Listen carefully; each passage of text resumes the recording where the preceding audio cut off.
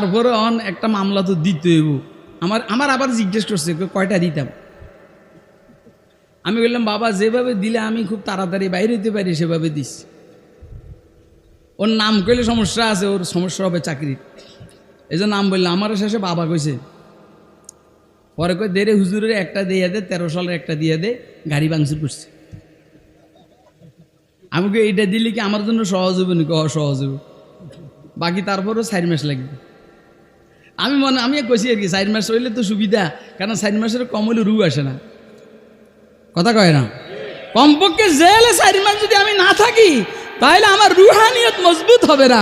এই জন্য আমি আল্লাহর কাছে দোয়াও করছি যেন আল্লাহ 4 মাসের আগে আমার জামিন না হয়, কথা কয় না। তাহলে জেলখানার থেকে নতুন জীবন নিয়ে আল্লাহ পাকের দয়া বাইর হইছি। আর কথা কয় না কেন? আপনাকে আমার কথা বুঝতেছেন?